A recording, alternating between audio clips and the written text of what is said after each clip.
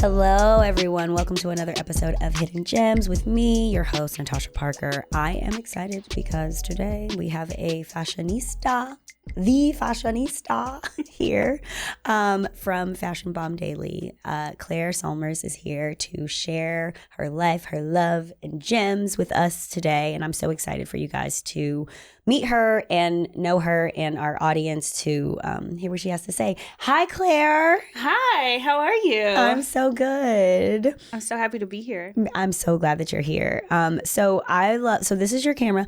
I love when our guests intro themselves. I want to hear how you talk about you. So tell everyone who you are. I'm Claire Sulmers, CEO and founder of Fashion Bomb Daily. We're one of the most influential style websites in the world. I've been called a trailblazer, an innovator, a visionary. I'm a child of God, hopefully a good daughter. I honor my mother and my father, a good friend. Ugh, I mean, trailblazer, innovator, like, yes, all of it.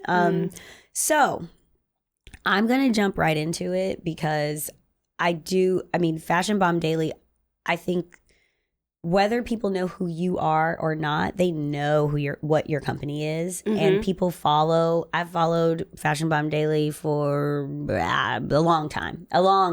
Thank you. And then we met at a show. It was the Blondes, I think, was the show that we met at during Fashion Week, and we are actually coming off the heels of Fashion Week. I don't know exactly when this episode is going to come out, maybe in a week or two. So we'll be a little bit removed from Fashion Week, but. We met and you just had an amazing energy. You were so nice, so great, which, you know, people in the fashion industry aren't always so nice. I know. They're not always so nice. Same thing with influencers and content creators. I'm sure they'd be like, sometimes too. So, but we made a connection. It was great. But what made you want to start Fashion Bomb Daily? That's a great question. I've always loved fashion. I've always loved shopping. I've always loved to write. And I could give you the long version or the short version. But basically, went to Harvard, had no idea what I wanted to do. Was always that girl on the cobblestones in sky-high heels. I never wore pajamas to class, things like that. But really, when I graduated, I wanted to just write. I wanted to work in media because one of the classes I took, like I studied under Cornel West and Henry Louis Gates and things like that. I wanted to present a more balanced representation of people of color in the media. Yes. And initially it was with television. But then when I went into the world, I realized that it's a very kind of nepotistic, elitist place. And despite my dreams, the door wasn't wide open, even for an Ivy League graduate. I went back home to Atlanta, Georgia. I grew up in Atlanta. And I was like, okay, I can't get into TV. Let me get into writing and journalism. I can't get into like visual media. Let me try print media. And I sent my resume into Upscale Magazine, which is a local Atlanta publication. I initially thought I wanted to write about politics. They only had an opening in the fashion department. I started writing short captions and, you know, like about sunglasses and bags and things like this. And they were like, you're really smart and you should write more. And so eventually at the end of this internship, I was writing cover stories. They wanted to hire me, but I had higher aspirations. I wanted to move to New York City, the center of media. And so I shifted from wanting to talk about politics and current events to writing about fashion. And it was fashion and beauty, and then eventually honed in just on fashion. Wow. And what was your major when you were at Harvard? French and African American studies. Wow. So you really were like, I don't know what we're going to do after this, but this is my interest. Right. Because my brother also went to Harvard. Yep. And he actually encouraged me to go to Harvard. I didn't want to go to Harvard. I wanted to go to Columbia. New York, yep. Yep. I always had my eyes set on New York. And my brother was like, you should go to Harvard. They have great libraries. You'll have fun. And I visited him and I did have a good time. And, you know, I think it's important. There are like little angels in your life. Yeah. And there are people who can give you bad advice and good advice. But I think always keep yourself open to good advice, people who have your best interests at heart. And if they propose something to you, then just take them up on it. Because a lot of people now, they're like, oh, you went to Harvard, that's so impressive. And I'm like, I never wanted to go to Harvard, but I had somebody in my family who believed in me and saw bigger for me than I saw for myself. And I was open to that suggestion. And so he helped me like with my application. He proofread my essay, and I got in. I mean, I also had good grades and was that girl who was in every club and cheerleading and track and all that stuff. Yeah. But I ended up getting in, and he told me when I went there, because I didn't really know what I wanted to do. I wanted to major in economics. I would have failed out of Harvard if I had majored in economics because I am not good with numbers. To this day. But he was like, just major in what you're interested in.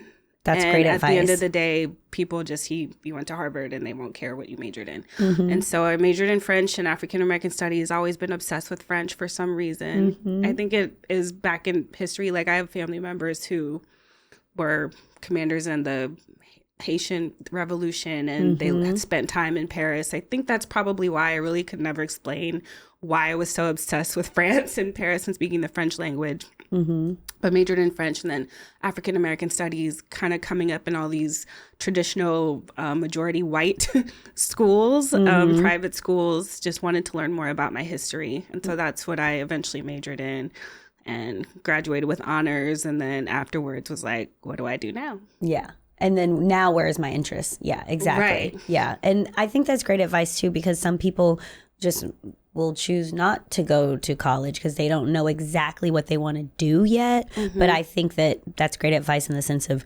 just go do what you're interested in, or try to do what you're interested in, or major in what you're interested in. So that's great advice. So then you did that, and then you came to New York because you did end up getting that job. Or you did not? I first went to New York trying to work in TV. I could not get a job. So I went back to Atlanta. I was in Atlanta for like a year or so. Okay. And then what brought us to New York? So after my experience at Upscale Magazine, I was sure that I wanted to write and I wanted to work in magazines. And so I knew that I couldn't be in New York with no job. And so I found internships that would pay. And I just looked it up, and I saw Newsweek offered paid internships. New York Magazine, The Nation also offered paid internships. And so I applied to all three. I got all three, and then it was a matter of picking and choosing which one I wanted to do. And I ended up doing New York Magazine at first. Wow. Which was kind of, trial by fire, because it was just a completely different environment than Upscale was. It was just, not as warm and friendly and fuzzy. It was definitely one of those things where you had to create your own opportunities. And competitive. It was extremely competitive, and people weren't. I think the nice thing was tough for me, because in Atlanta, it was just a family. Like, people were all smiling and happy. They wanted to hear my contributions. Yes. And what I had to say. Whereas at New York Magazine, it was more like me having to put myself out there and meet different journalists and try to find work. Because if it were up to them, I would just be passing out faxes or opening mail all day long. And I was like, I'm not doing this. Right. With my degree, I'm like, I need to be able to do more. Right. Do you think that that's more of like a New York culture thing? Or do you think it's just like the magazine world being in New York? Do you know what I mean? I definitely think it's a magazine world sort of thing. I think I was very naive when I graduated from college, thinking that everything was going to be based on your work and your work ethic, and not realizing that everything is about relationships and connections. Everything is about your network. And me coming into New York Magazine, I was kind of like, I didn't have any connection to them. It was just one of those things where everybody knew each other and they elevated each other. And I was this outsider coming in, trying to vie for a position. And I think that's kind of like, it's just human nature. Yep. Because every corporation, every corporate environment that I've worked in, it's been a political thing. Like, oh, I like this person, so they're going to get a promotion. Right. Oh, I know this person's dad, so they get this opportunity. I don't think it's a real endemic problem to these institutions. I just think that's human nature, how things work. Yeah. And that's why I think that for me, the corporate world is not for me. And I needed to strike out and do my own thing, because I would not, there was no chance of me really being successful in those situations. because you think that it was maybe like not, you weren't down to conform to this ideology of like, you know, there's a lot of ass kissing. There's a lot of things that you kind of have to do in the corporate space in order to excel. And some people, it comes super natural to them to just, you know, I know people that like, they're like, oh, I kiss the ass every day if I'm gonna get what I want. I don't give a shit, right? But then there's certain people who's like, no, like I'm smart, I'm amazing, like I shouldn't have to do these types of things and the politics, like you were saying too, that's involved. Some people, it's just not for them. Do you think that was it, or was it more so like there's more for me? I think it was a political thing. Like, I'm a very genuine person. I'm not about the fake stuff. If I like you, I like you. And I'm not going to act like I like you to try to get something. And maybe that's a character flaw. I don't know. But it's hard for me. Like, I'm not a good actress. I don't think I'll ever be a good actress because I'm authentic. I'm very authentic. And then also I tell the story. I told the story in my first book. I'm working on my second book. Yes. But I told the story in my first book where, you know, I was working for $5 an hour at New York Magazine, kind of being treated like a scrub. And while I was there, a guy that I went to school with's family bought the publication. They bought New York Magazine. And I overheard a conversation where one of the editors who I had done some work for, he was like, there's this young kid. He just graduated from college. We should just give him a shot. And this guy that he was talking about was friends with the guy whose family had just bought the magazine. So this guy who I had gone to school with, so same qualifications, because he was friends with the owner's son, got a job. Whereas I, who had been slaving there for 3 months, making no money, was not even considered thought of as a candidate. And these are the real things and the real transactions that are going on behind the scenes that people don't tell college graduates, that, like, you know, these things matter. And I can't really fault him. It's like, he owns a magazine. His dad owns a magazine. He could do whatever he wants to do. He can hire whoever he wants to hire. But I've seen it so many times in my career where I know I have the same qualifications as this white guy. But because I'm not super close or not friends with him, I'm not getting this opportunity. And I'm sure there's so many women of color who can speak to this. And that's why there's probably so many women of color who have chosen to be entrepreneurs and do their own thing, because we don't have a chance sometimes in these organizations to really realize our true potential because we don't have the connections. And the crazy thing too, after I left New York Magazine and, you know, the owner's son got a little more comfortable in his position, I reached out to him. He's a nice guy. And then suddenly all these people who had like treated me not nicely, you know, suddenly they would return my emails, and suddenly I was a promising candidate because now I'm connected to the owner's son. I've seen it happen so many times, and, you know, I can't say that I can't fault them for that, because it's human nature to look out for your friends and family, etc. But I think that it makes a very strong case for entrepreneurship and kind of doing your own thing and studying your own path, and kind of doing things the way you would want to do them. Doing things the right way and hiring people based on their talent and not based on your connection to them. So.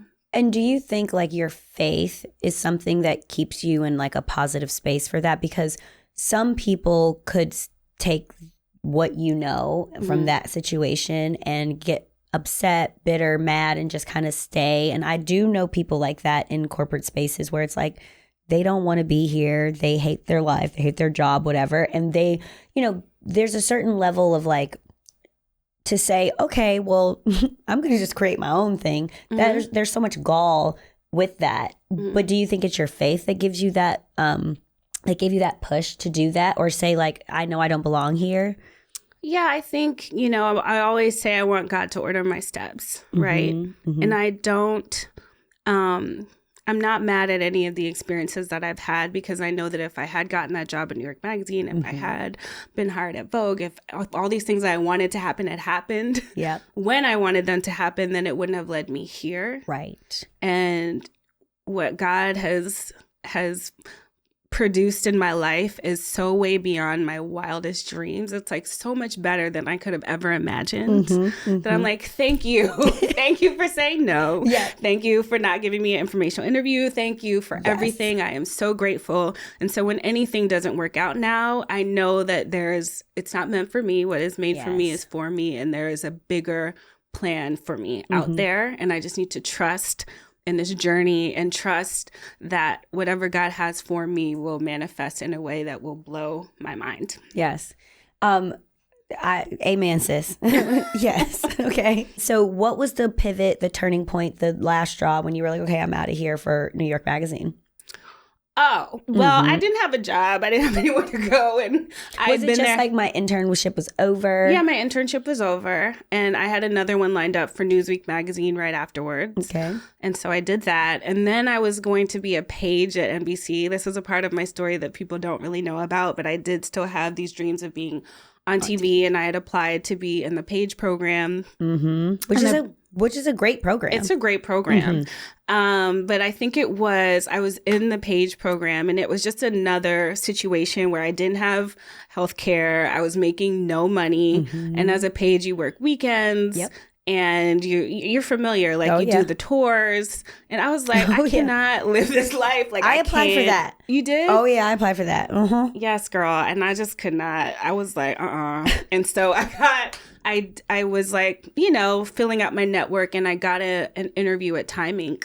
And they said, we have an opening as a researcher reporter at Real Simple magazine. I'd never heard of the magazine. I didn't know really what a researcher reporter was, but it promised a salary and health benefits. And I had my weekends. And after a year and a half, basically, of being an indentured slave, I was like, I am taking this job and I don't care. And so I went on to Real Simple magazine as a researcher reporter. Amazing. And that felt good. It felt good. It felt good to have a regular paycheck. And I must say, I talk about Real Simple a lot, and I'm sure they're like, this girl keeps talking about Real Simple. But Real Simple was an amazing experience.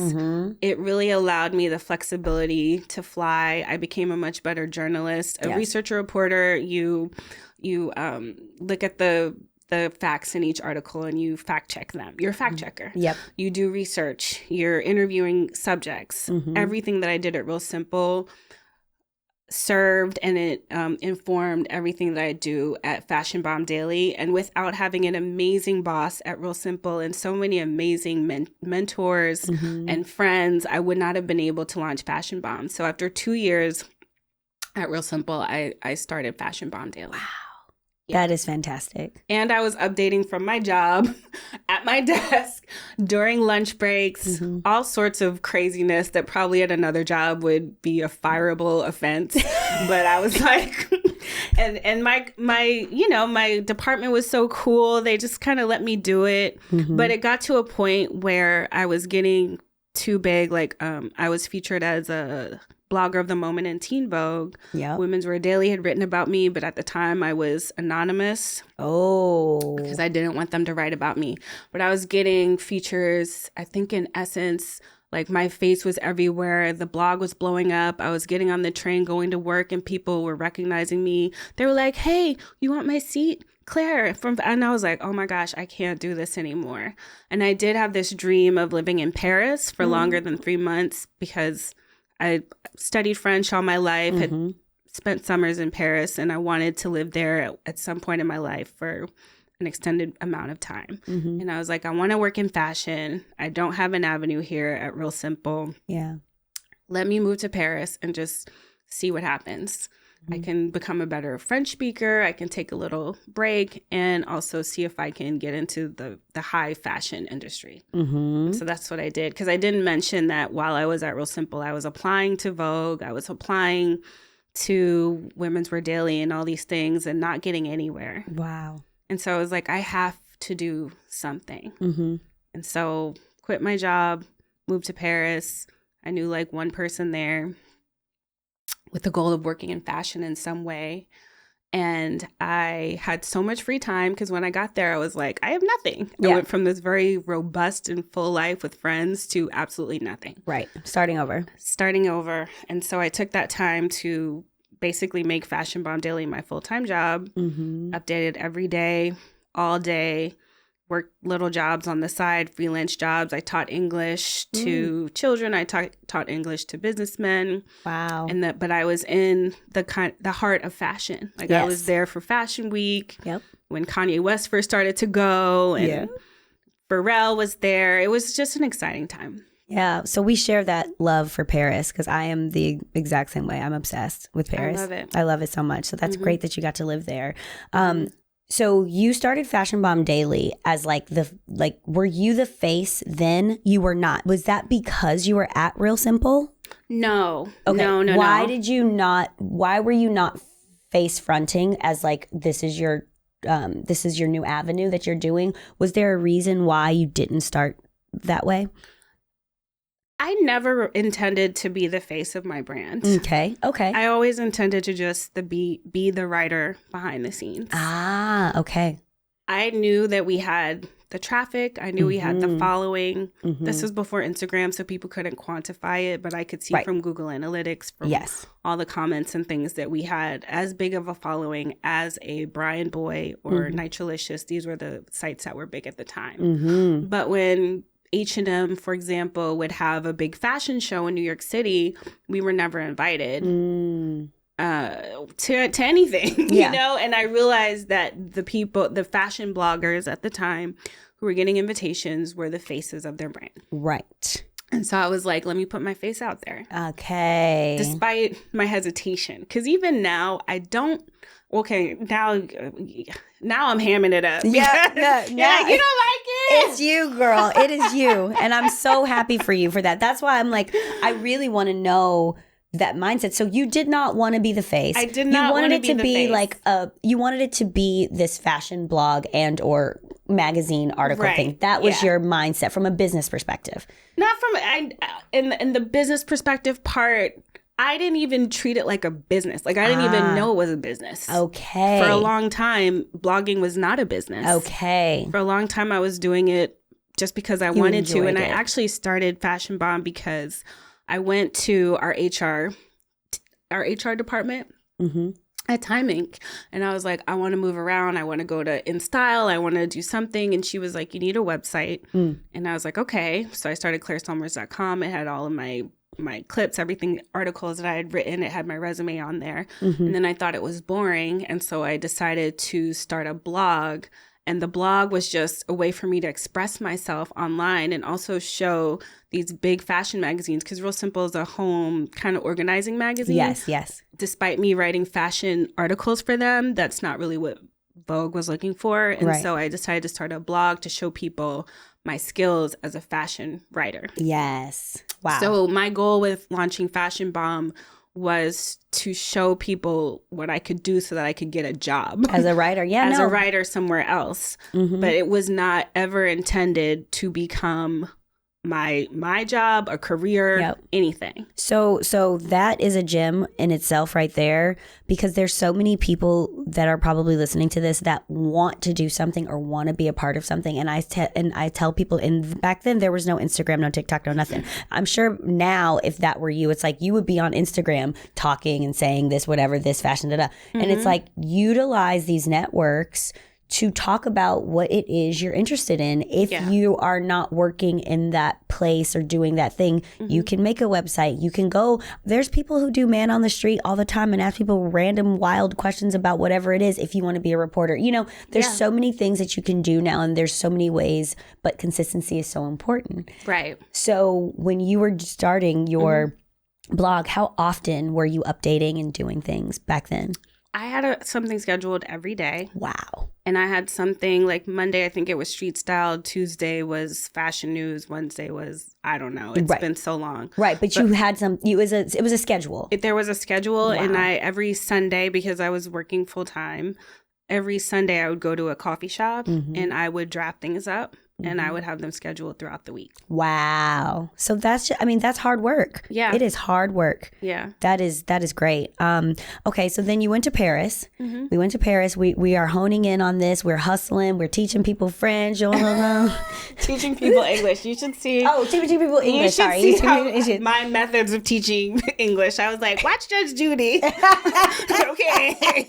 Denied. Listen to this song. Yeah. I was ridiculous. I am not qualified to teach English at all. They'd be like, why is it is and not are? And I'd be like, I don't know. Look what it is, but this is what it ain't.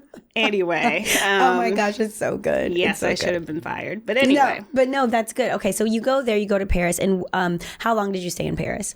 I was in Paris almost 2 years. Wow.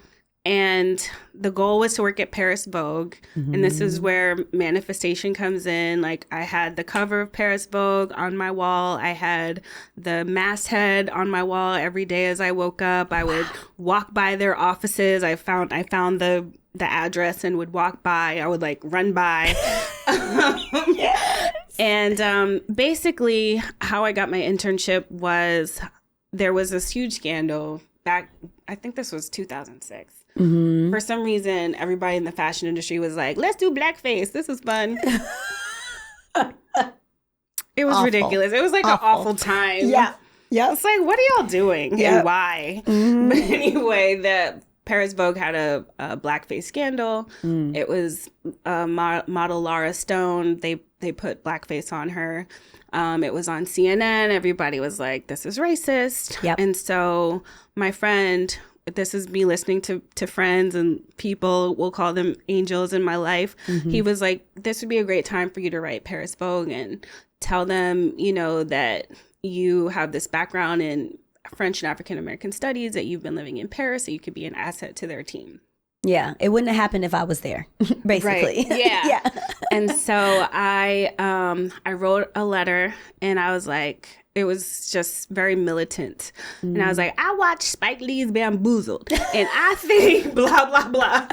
And then, you know, my written French is fine, but I sent it to my French friend who is perfectly bilingual, and I was like, can you take a look at this and let me know, because I'm ready to send it. And he was like, if you send this letter, they will think you are crazy. Do not send this letter. And he was like, let me just rewrite it for you so that they don't think you're about to blow stuff up. Fashion bomb. Yeah, I know. They're like, she's about to come bomb us. But he rewrote it, and I sent it. I had it printed out on thick cardstock. I think it was pink paper, maybe. Obsessed. But I mailed it, and then I emailed it, and I got a response. Wow. And I fell on the floor. Oh my gosh. I literally was like, I cannot believe it. Yeah. And it was Corinne Rotfeld's assistant who was like, Claire, thank you for your lovely note. Madam Rotfeld would love to come see you. And I was like, oh my God, oh my goodness, Jesus. And so I went, I think the first time I was supposed to go see her, it was rescheduled or something. And then I went in again, and I met her, and it was literally like, there are miracles that have happened in my life. They make no sense. They make no sense. It is like, but God. That is the only explanation I can have for it. And I remember I was listening to Kirk Franklin on my way to that meeting. Yep. And Corinne Rotfeld, I think, is like so stylish, so fierce, but she's also, if you look at her track record, she is one of the few Vogue fashion editors who I think is extremely inclusive. She doesn't see race, as far as I can see. Her and Franca Cesani as well, who hired me later at Italian Vogue. But I just went in, and she was like, I remember she complimented me on my lipstick, and I was like, oh my goodness. And this is literally at the time I had little short locks. I was doing my own makeup. I think I probably looked crazy, and like I was wearing Zara. Yeah. You know, I couldn't afford much. I was very poor in France. But she went in, and she loved me, and she was like, what we're going to do, we're going to have an internship for you. We might put you in the beauty department, or we'll put you on the website. And so I ended up working for the website. So I got an internship, and it was for Vogue, .fr, Glamour, and I believe it was GQ as well. Wow. That is crazy? amazing. No, it's amazing. It's amazing. And but also you have to give yourself your flowers too. And it's like, you know, you're doing your due diligence as well. Mm-hmm. You're taking these opportunities like, I don't know if they're going to respond, but I'm going to write the letter and I'm going to have my friend look it over and make sure I don't sound crazy. Like these are all beautiful steps. That's like so many people feel helpless in where they are in their life because it's like, how do I get there? But you really do have to come back to like but what is in my willpower? What can I do? And even people saying like sending DMs, you can literally DM Beyonce right now. Now, will she see it? I don't know, but maybe she will. I DM her all the time. But you know what I'm saying? I do. But truly, I DM all kinds of people too. But that's so you can literally do that right now. Which is so much easier than like writing this whole letter in French and then having your friend. Do you know what I mean? And so there is I believe that. So hard, and I say it all the time. God wants what you want, especially when your heart is pure and it's coming from a pure place, right? God, I don't care if you work in a Vogue or not, but if that's gonna fill you up, yes, let's do it. But I can't wave a wand and do it. You have to do your due diligence, and that is a prime example of doing your due diligence and then it paying off for you and seeing, like you said, like it's this path. And if it didn't work out, like you said, something else would have happened, but this is what you needed for the next step. So now what did you learn in this part of your life from this job, getting this position? What was I think just being fearless. Being fearless in anything. I think I'm the type of person, I think I'm instinctually and naturally fearful. I'm also naturally impatient. A lot of people see me, I can come off as shy and soft-spoken. But I think every step of that Parisian journey showed the beauty of saying no to fear and stepping out on faith. Getting on a plane knowing two people, having no money, by the way. No money. Like I had like $2,000. Yep.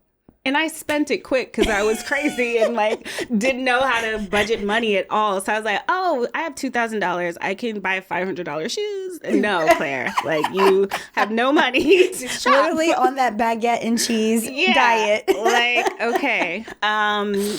Right. Being fearless in that way, being fearless in walking up to Corinne Rotfeld or sending her a note, being fearless in many ways. Like, now I can't crash shows. But I would go because I remember my first Paris Fashion Week. I'm like, Paris Fashion Week is happening. Oh my gosh, I'm in Paris. I want to go to these shows. And people were, people that I thought would help me, they didn't help me. People had promised me things and they didn't come through. And I was like, what can I do? And I went up and I did my little blah, blah, blah, however people get into shows. Yep. And I went to see, what shows did I go see that I crashed? Like Alexander McQueen. Wow. Wyatt, Saint Laurent. Wow. Jean-Paul Gaultier. And each time that I was in these shows or doing these things, I was like, security is going to come grab me and cart me outside, and this is going to be really embarrassing. But it didn't happen. But were you doing it from like a press perspective? From a press perspective. I was, because I think a lot of times people, maybe they want to go to shows for the look or the clout. And I was like, I know that our readers would benefit greatly from having a front row seat to these shows, whether it's capturing street style or video or writing about the show. Even now, going to a show and being able to interview the front row or being the first to get that final walk on Instagram. I know that we would benefit from being at all these different events, but we're not always given access. Right. And so at the time, my philosophy was, if you're not going to give it to me, I'm going to take it. Yes. That has certainly rubbed people the wrong way. And there was a time where I definitely paid the consequences for that brashness. Oh. However. Wait, I want to go there. Oh, really? Yeah, I want to go there. Wait, what happened? I kind of went in with another young lady, a fellow blogger, and to a big show. And she didn't like it. And she ended up emailing every PR company in her Rolodex and telling them that I was a gate crashing hood rat. Yeah, she said that I was going around Milan using her name. She literally, anybody who emailed her, she would tell them this. Wow. It was like completely unsolicited information, and she was trying to destroy me. And the beautiful thing is I finally went back to Milan, because there was a time when I would go to Milan and apply for shows and get nothing. Mm-hmm. And this is when I worked for Italian Vogue. So I was actually legitimately invited and covering shows in London, New York, and Paris on behalf of Italian Vogue. Mm-hmm. This is after Paris Vogue. Mm-hmm. But there was a time, because, you know, the shows, they go in chronological order. Right. I was like, let me go to Milan. Yes. And I would apply to shows in Milan and get nothing for a week. Yep. Because of homegirl. Yep. Because of this girl. And I was like, oh my God, why is this happening? But I went to Milan for the first time after 10 years last season. Wow. And Roberto Cavalli. Yep. I got invited to Dolce Gabbana. Mm-hmm. I went to Alberta Ferretti. Mm-hmm. And not only did I just go to the shows, I was meeting Stefano Dolce, and I met Dolce Gabbana. I met Alberta Ferretti. Yep. The Italians are so nice and warm and loving. Yep. And that could have scarred me for life. I could have been like, I'm never going to Milan again. Mm-hmm. But God, you know what I'm saying? You know, I did do the wrong thing. I will take accountability for doing that, but there is redemption. Mm-hmm. And I think at the time she thought, and a lot of people thought, that I was just this person who was like kind of, I don't know, just trying to be in there to like, I don't know what they thought I was doing in there. I wasn't like trying to meet Bernard Arnault or anything. Right. I wasn't like rushing up to Anna Wintour taking a selfie. No, I was just trying to get the press access that I thought Black media deserved. Mm-hmm. Mm-hmm. Mm-hmm. Sorry, not just needed, deserved. Because up until this point, still, we're not getting the same access. Still. Yeah, 100%. Even with Black Lives Matter, no, we're not. I mean, we did for 1 month, for 1 year, maybe for 6 months. Yeah, right after that. But now what? But it was a pandemic too, exactly, so and we couldn't go anywhere anyway. Right, exactly. No, truly, and like that's a whole other thing. But how quickly people forget, and I think that how great also this whole story is. It's that, like you said, you could be scarred from your life for that. You could be like, well, I'm never going there again. I don't ever want to show my face because I don't ever want that situation to happen. But also how quickly people forget, number one. Number two, it's like not everyone's journey is peaches and roses. And like, if this was your F up, how many people do you think use Fashion Bomb when they go to places? Oh, it happens all the time. Yeah. I get these emails and people are like, do you know Chanelica Betancourt? And I'd be like, she does not work for Fashion Bomb. Look, you're about to get an email. Natasha Parker, is she? It happens all. I'm like, these people are bold. Yep. But I'm not mad at them. You know, I'm really not mad at them, because I read about the whole gate crashing thing when I read Kimberly Simmons' book, Fabulosity. And she literally wrote in the book to gate crash. Yep. So I'm like, that was like my textbook to the fashion world. So I really felt like it was harmless. Mm-hmm. But it's also one of those things that, like you said, it's one thing if you're the son or the daughter of ba ba ba ba ba, and you just get access and you have access. And that's why when I see certain things and there's certain offenses that people do, it's like, what else are they going to do?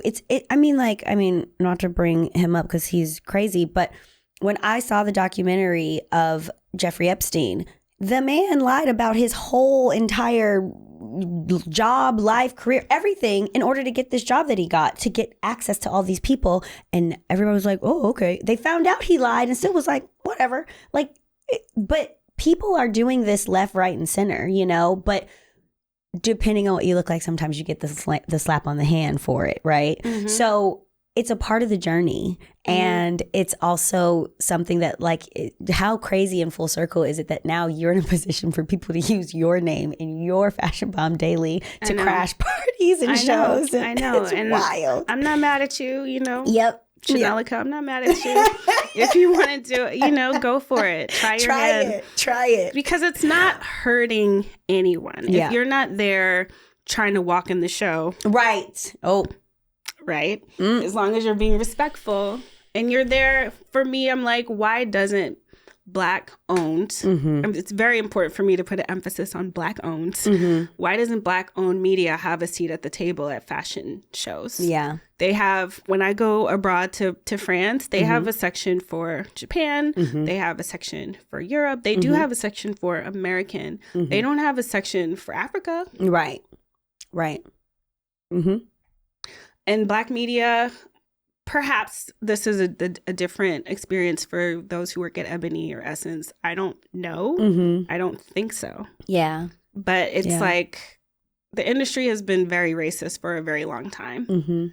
And it's also like, I remember back in the day, I would tweet about it. And I remember one of my mentors, I won't mention her by name, she was like, take that down. Don't say that, because you get a lot of opportunities.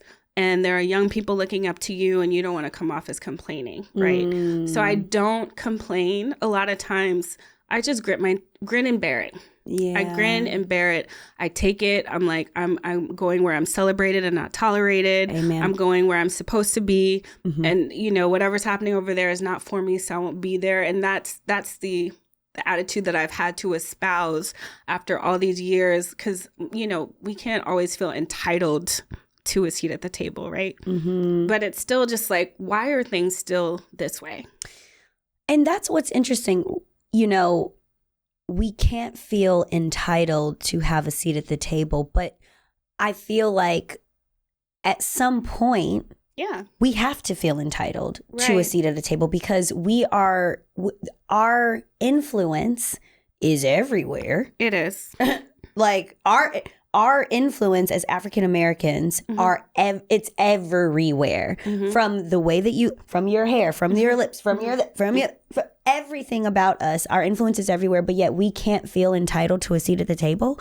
I'm like, we damn near should. We should. You know? And we've proven ourselves, you know, but then it's also one of those things where you can prove yourself, you can show the numbers, you can show the likes. Some posts get 12,000 likes. Some posts get 12 likes, because I don't know what's going on with Instagram. Because of the algorithm, whatever. But then you'll be like, oh, so I built this up. You can see I'm legit. I'm the only person who wrote about Lindsay Davis's pinstripe Alex Perry suit at the presidential debate. Lindsay! Look, shout out to Fatima, my hairstylist, because she do her hair.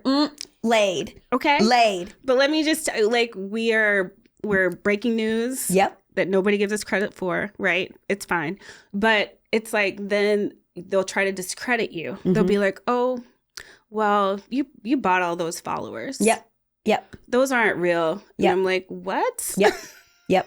So after all this work, after everything we've done, after all these years, they're going to still try to discredit us. Yep. But it just comes with the territory. And I've learned to embrace the adversity because it does make me stronger. Yes. A, B, but it also makes the story better. I think. I'm always like, this could be a great TV show. This could be a great movie. This is going to be a great book. Yeah. That's how I have to think about it. Yes. And also, you know, I just have to say this too. FUBU, for us, by us. If you are not a person of color, some things you don't get. You just don't get. I'll never forget. I went to go see the movie Get Out in theaters. The things that the white people laughed at was different than the things that the black people laughed at, right? We have different American experiences. Very true. So, therefore, you may not think that something that you're posting is relevant. Like my group chat, my family group chat was going off like about Lindsay. Going off like she looks so good. She is the real reason why we here. Like now, you know, maybe a person of color may not feel that way. Maybe they did not see her shine and her essence and how proud we were to see her up there doing her damn thing. You know, maybe it didn't hit the same. And maybe that's not for you, right? But, and so I say that in the sense for you as well in everything that you do. Maybe people, if you are a person of color and you're on Instagram or the interweb, you know what Fashion Bomb Daily is. And if you are not, maybe you don't, I don't know. But for us, it is so important and pivotal to see you at these shows, to see you in these spaces, to see you in this light, at least for me, right? And the people who I talk to.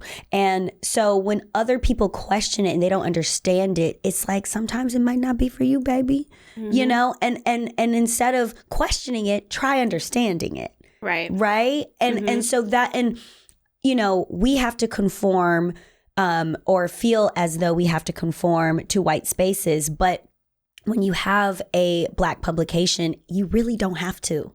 You know what I mean? And you can keep it, quote unquote, for us. And that's what I love about certain rappers and what I love about certain athletes. It's like, I'm just doing my thing. I don't have to. And they get a pass because they are entertaining us, right? So they get a pass to be unapologetically Black. Whereas, especially for women, and then they are also men, but especially for women, it's like we feel like we have to conform into these spaces and these boxes and do these certain things. But I just know that people who look like me fuck with you. You know what I mean? Thank you. Right? And the thing too is, like, we cover all fashion. You do. Like, you do. And Paris and Nikki Hilton, Yep. we just posted them. Like, we post everybody. But there's a difference when I go to, let's just say, you know, there's a difference when you go to a different publication and you come to your publication and it's like, oh yeah, out of all these things at the Met Gala,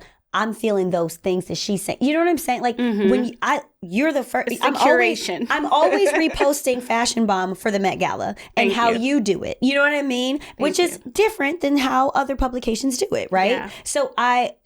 But that's what I resonate with, right? So, and you do cover everything, but it is still a space where I feel that, you know, I mean, it's inevitable, right? We are minorities still in this country. So we are always going to be surrounded by and in white spaces, right? Because we are still a minority. And there's nothing wrong with that. But to see even a Paris Hilton or a Nikki Hilton from my point of view or your point of view is completely different than seeing it from, you know, what Becky's going to pick out about her outfit and what you're going to pick out. You know what I mean? It's going to be different. And I love the music choice because people are like, it's me, y'all. It's me behind the music choices. But, like, you know, putting the Jules walk for the Off-White show. And I put the song Soldier when he was walking. Because a Black girl would know that he was in Solange's belly for the Soldier video. So to see him walking at the Off-White show to that song is like, okay, you need to be a Black girl from a certain era to get the reference. Or like last night, okay, y'all are going to yell at me, but I did a mashup of Love and Hip Hop stars to Mama D's song in that order. You won't see that on Vogue. No, you will not. You know what I mean? And that just hits different for us. And it's just, I respect Vogue. I don't want to ever down the brand. They are the standard. They are the Mecca. Right? But like, we have something to say too. Yeah. The South has something to say. Yeah. Black girls have something to say. Yeah. And why did it take Black Lives Matter? Why did it take the pandemic for y'all to start shifting it? And then what is it going to take for true inclusivity? Not just the people you handpick. Yes. Who you say are the ones who got next. No. Yes. It's like, what are the people saying? Yes. Pay attention to what they're saying. Yes. As well. Yes. So now that you have this position, right? Very humble. But you are, but you do recognize that you have a certain position. I think that because of not how we're treated, because we're treated great in some circumstances, and some circumstances we're not given the respect, I think, that we deserve. Yes. But because of that, it has forced me to remain humble. And I'm a humble person. I would never think that I'm better than or anything than anybody. But the humility is there because we don't, like Fashion Bomb, I still feel like we're the stepchild, or we're that like little kid on the outside, like let me in, coach, like that. You know, that makes me just keep that humility going and know that I'm always going to keep pushing to be better. However we can be better. I don't, you know, starting our own podcast and doing photo shoot. Like I have a lot of ideas for the future. Yeah, just building out the brand, you mean? Yeah. Building out the brand. Yeah. We had our Bomb Fashion Show on Saturday. Yes! How was it? It was great. The 4th annual Bomb Fashion Show. We had Misa Hilton come. Yep. Little Meech and Little Mendices walked. I realized that it was like the next generation. Yes. Like Misa Hilton's daughter, she performed. And Misa Hilton's Fashion Academy, they showed their collection. And so it was a lot about that next generation of superstars and the emerging talent, really honing in on who's got next. Yeah. What's your favorite fashion week? Milan, Paris, London, of course. Paris. Yeah, same. It's just, well, I can't say that. I mean, I don't know. I haven't been to all of them, but between New York and Paris, I'm obsessed. I wrote some notes before, which I haven't even looked at, because we're just gabbing. The girlies are gabbing. Like I've already said too much, Lord. They'll be like, she crazy. No, she's real. Spike Lee. She's real. Spike Lee in a skirt. Skirt and silver boots. We talk about network a lot on this podcast and how important it is. Do you have a best practices on how to deal with industry folk? Is there something that, let's just say you heard this person was just not nice or rude or mean or whatever, and now you're faced to meet them somewhere. Do you have like a go-to way to deal in these types of situations, or does it change every time? Kill them with kindness, grace. I never reciprocate negative energy. If I do, I'll remove myself. Yep. If I feel the urge to, I remove myself. I never send a nasty email. I never send a nasty text. Wow. I really try to always be respectful, always be nice, be kind of above board when it comes to how I deal with people. I think I'm always professional. I'm always kind. And that's who I am. I think it's also like the spirit that moves me. But I also, you spoke about faith. It plays a huge part in my life, and I'm sure it does for you as well. But just understanding God will take care of me. God will take care of me. They will take care of the situation. Yep. And I've seen so many times when I've dealt with adverse situations in the past, that's the beauty of being seasoned. I've seen women, or let's say I've seen people actually do things to try to sabotage or, just do something to work against me. And I've left it alone. Yep. I've gone on, I've done my own thing, and the universe, God will take care of it. Yes. So I don't interfere. Right. Because I understand that whatever you put out gets returned to you.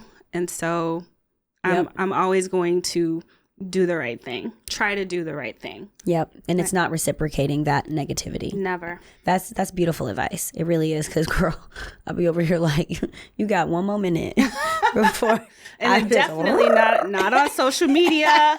I don't even put like the subliminals. Right. I'm just like, you don't exist. It doesn't even, that's a powerful, powerful place to be. It really is. I'm working on me. So how long has it been since you started Fashion Bomb Daily? 18 years. 18 years. Okay. Of those 18 years, when was the moment, and I love asking this question to founders and CEOs, when was the moment where you were like, we got something happening over here. we got a flow happening. Like, when did that happen in that course of the 18 years? It happened almost immediately, and I'm thankful for that. I'm really thankful that we've been not very popular, but we've been popular from the start. And that is actually proof, shout out to the network. So I had written an article about blogs, like big blogs of the time for Essence. And it mentioned Crunktastical, I think it was Cake and Ice Cream, Young Black and Fabulous, Concrete Loop.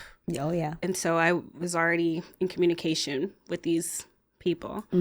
It took 3 months before the article was published. I didn't plan it this way, but it just happened this way. And in that time, Fashion Bomb Daily had launched. Wow. So I had asked them, I was like, hey, when the article came out, I wrote them and I was like, hey, your article's in Essence. And they were all excited to be featured in Essence. And then I was like, and by the way, I have a website as well. You can take a look. If you ever want to shout it out, you can. And then I think a few months after that, it was Fashion Week. And I had crashed the Baby Fat show. Shout out Kimora. Oh my gosh, Kimora. Kimora like was everything to me when I first started. And what the interesting thing is, BJ, who was her publicist at the time, he's now representing Vivica Fox, who was our host for the Bomb Fashion Show. So seeing BJ at our fashion show 18 years later, when back in the day when I first started, I was like, BJ, please let me in. He obviously had no idea who I was. Right. But I just remember, I'm like, so many full circle moments. And all those websites link back to me. Oh, yes. Because I was the only blogger in there. Wow. With a digital camera. Wow. And they were like, take a look at this. And I had video and everything. And so I think it was a few months after I launched, we had first had all this great traffic coming to us. For a while, I was doing fashion reporting for Young Black and Fabulous. So we got a link from Young Black and Fabulous, I think every week. And then later on, Nicole Bitchie, now of XO Nicole. She's such an awesome advocate. For all the adversity I've encountered way more support from my sisters. And so I do want to acknowledge the many, many, many Black women who have supported Fashion Bomb Daily throughout the years, because we would not be able to do it without you. But Nicole Bitchie, she had me doing fashion reporting for her. She's amazing. She is amazing. And then since then, we've gotten, Kim Kardashian has reposted me, I'm pretty sure. People come, Naomi Campbell, Miss Tina. Miss Tina reposts us all the time. I love her. Erykah Badu. People just repost us a lot. And so we're getting a lot of great traffic now from a lot of the people that we cover. That's amazing. Yeah. And I always find like a thread when I speak to guests, and I think your kindness and your positivity is a thread, but also your due diligence. Like you didn't, you wrote the article. You didn't have to reach out to all these people and say, hey, I wrote about you and I have my own, like plugging yourself as well with that. And obviously you're like, I don't know if they're going to repost it or not or whatever, but they did. And like, that's just that extra piece and that extra due diligence that I'm hearing from your story that's threaded through throughout your whole 18 years of, doing Fashion Bomb, which is so beautiful. And I hope that like inspires someone. Like, send the thank you note, send the extra email, send the thing to let someone know, like, hey, thank you, or hey, this is happening, or I'm doing this, because they always say closed mouths don't get fed. And that's like something that I've seen or that I'm hearing has been threaded throughout your life, and that's something that you practice. Yeah, follow up and do the work. A lot of times people just see this. Yeah. At home, I'm in very thick glasses because I'm almost blind. And now at this point, when I hold the phone, I take my contacts out and I have the phone like here. But all night we were updating the VMAs. Yep. All night when we have the Met Gala, it's a team effort. We obviously have a big team, and I think a lot of people think I do it by myself. How many people? Impossible. We have about 5 people just on social media. Wow. And they're updating. We update on a schedule starting at 9 a.m., ending 9 p.m., sometimes later. But it's a team effort, and especially with big carpets, we're all there working our butts off. So obviously that's not Instagrammable, me being in my thick glasses and my pajamas, but people see the finished, I hope, glamorous product. But we are working hard behind the scenes, and sometimes doing the work. Maybe some people might think as the CEO after 18 years, you're not doing the smaller tasks. But yeah, you have to continue to do every job and checking up after everyone. The work never stops. And never rest on your laurels. Never think you've made it. Continue. For me, I'm trying to dial back into what brought me here. Yes. Because a lot of times now I'm like, okay, I'm going to this event or that event. I can't be home to write. I can't be home to answer emails, but kind of getting back to what brought me here. That's a very important thing that I shouldn't forget. Okay, my last question. what is in our wellness toolbox? What do we do to stay mentally well, fit, happy, and while we working so much? Because we working hard. You need your Apple Watch, which is in a lot of my photos. I try to remember to take it off. I try to work out every day. I have not worked out every day during Fashion Week, unfortunately. Me either. In an ideal world, I'm working out as much as I can, like 6 or 7 days a week if I can. Focusing on the fruits and veggies as much as possible, making sure you get good sleep. Taking that time for those guilty pleasures. For me, it's trash TV, yes. Love After Lockup, Love and Marriage, every Love and Hip Hop, every Real Housewives. I watch all of them. Yeah, which is why I know Mama D's song in that order. Okay. You know, taking time with your friends and your family and your loved ones. I write 15 goals a day. Wow. Over and over and over again. So journaling? Not journaling. Just writing out I have the same goals and I just write them every day. Manifesting and setting goals. If you don't set a goal, you can't score. I set goals for everything. And when I achieve that goal, I set a new goal. Wow. And so now one of my 15 goals is to be present for friends and family. Yes. Within reason, right? Because your friends and family can be demanding. And ask a lot, yeah. But, you know, I make time for christenings, for birthdays, for big events. I spent time with my mother who came and visited me during Fashion Week, who does not care.